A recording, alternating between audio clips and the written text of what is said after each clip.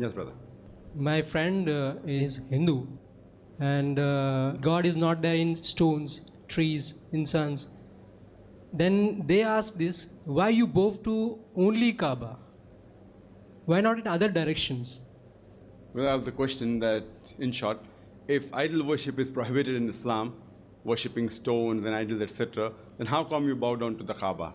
Are you worshipping the Kaaba, and why only in that direction? Is it that you worship the Kaaba? The reply to this question, and it's a very common question, is that no Muslim ever worships the Kaaba. The Kaaba is our Qibla. It is our direction. And we Muslims, we believe in unity. And if we have to offer salah, the glorious Quran says in Surah Baqarah, chapter number 2, verse number 144, that wherever you are, bow in the direction of the Kaaba. That is our Qibla. For example, if you want to offer salah here in this hall, some may say let's face north, some will say south, some will say east, some will say west. So for unity, all the Muslims throughout the world, we bow down to the same direction, that is the Qibla, towards the Kaaba. So if we are in the north, we bow towards the south. If we are in the south, we bow towards the north. If we are in the west, towards the east. If we are in the east, towards the west. And if we analyze the first person who drew the world map of geography, he was a Muslim. His name was Al-Idrisi, in 1154.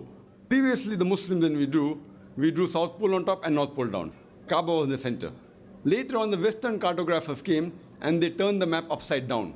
North Pole on top and South Pole down. Yet the Kaaba is in the center, alhamdulillah. And further, when we go for Hajj or Umrah, when we go to Makkah, we do tawaf, we do circumambulation on the Kaaba.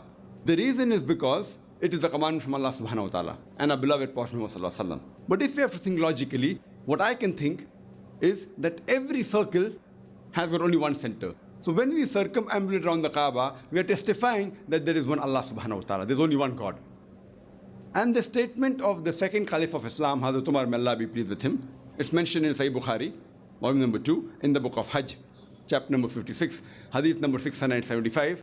Hazrat Umar, may Allah be pleased with him, radiyallahu an, he said that I'm kissing this black stone only because I saw the Prophet kissing it. Otherwise, this black stone can neither benefit me, neither can cause me any harm.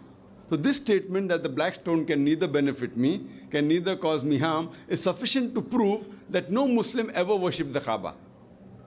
And furthermore, as a last logical reason that I give, is that during the time of the Prophet, his companions, there were several Sahabas who stood on the Kaaba and gave the adhan, gave the call for prayers. Now, which idol worshipper will ever stand on the idol he or she worships? So this is sufficient proof that we Muslims don't worship the Kaaba. It is only for unity, for direction, when we offer salah. Hope that answers the question.